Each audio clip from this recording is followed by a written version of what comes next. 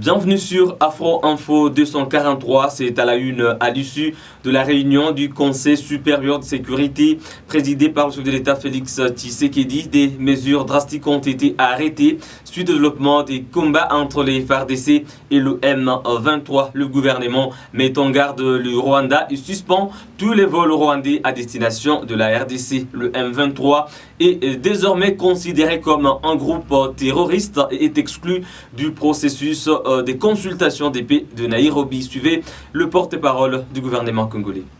Les effets militaires retrouvés sur place, les images détenues par nos forces armées, ainsi que les témoignages recueillis auprès de nos populations démontrent à suffisance que le M23 est soutenu par l'armée rwandaise. Cette attitude récidiviste vise clairement à torpiller nos efforts de pacification engagés dans le cadre du processus de Nairobi.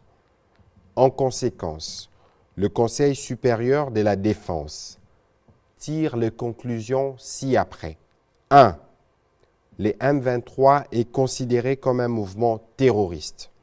Il sera désormais traité comme tel et de ces faits, il est exclu du processus des discussions de Nairobi. 2. Une mise en garde est faite au gouvernement rwandais, dont l'attitude est de nature à perturber le processus de paix qui arrive pratiquement à son terme avec les discussions de Nairobi où tous les groupes armés, à l'exception du M23, se sont engagés sur la voie de la paix. 3.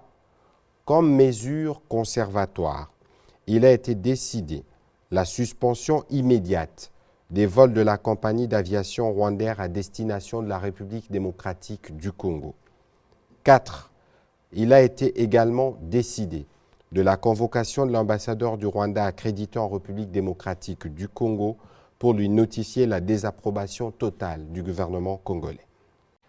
Le Conseil supérieur de la défense dénonce fermement une campagne de manipulation ourdie par le Rwanda, accusant notre armée de collaborer avec de forces négatives pour justifier son soutien au groupe terroriste du M23.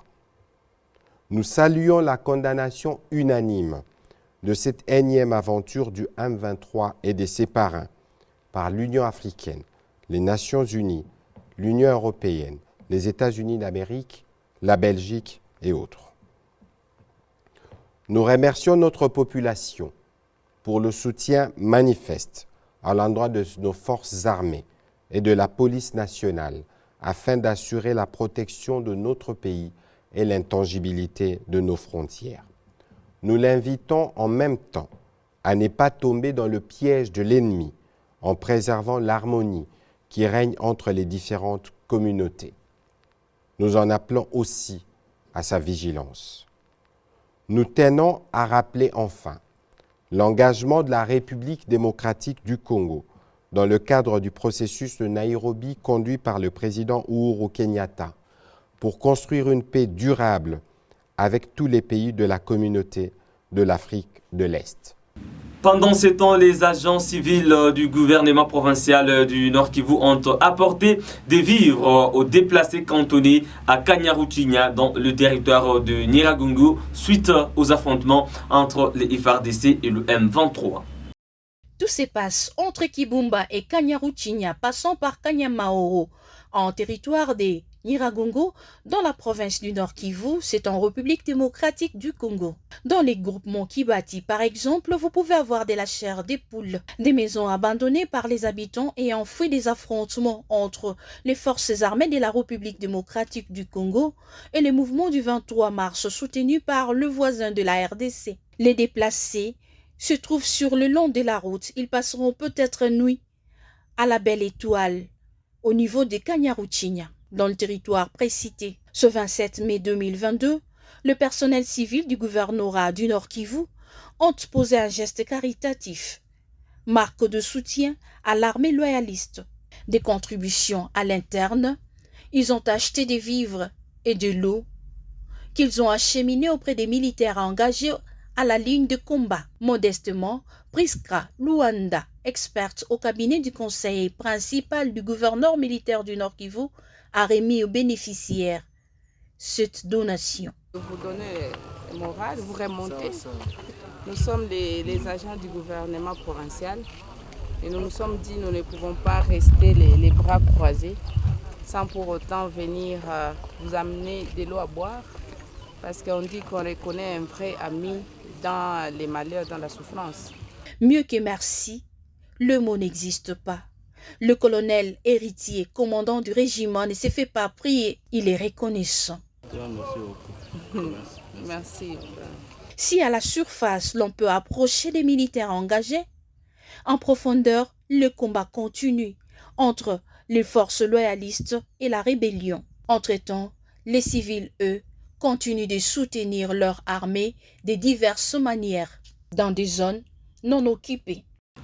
De son côté, le mouvement citoyen Lutte pour le changement à l'UFRDC a lancé une campagne de collecte de vivres pour les forces armées de la République démocratique du Congo engagées sur le front contre les rebelles des terroristes du M23. Nous vivons dans un pays où la plupart des jeunes actuels sont nés, grandis et vivent actuellement dans l'insécurité. C'est une insécurité causée par les mêmes acteurs venant et soutenus par un même pays, le Rwanda. À l'occurrence, actuellement, c'est le M23 qui est une rébellion soutenue par le Rwanda, qui est en train d'être affrontée par les FARDC. Et nous nous sommes dit, nous devons démontrer notre manière de soutenir notre armée, notre manière de demander la paix. Et pour nous, nous avions lancé la campagne de récolte de fonds, de récolte de dons que nous allons donner aux militaires. Parce que nos militaires ont besoin de se sentir moralement plus forts que leurs adversaires.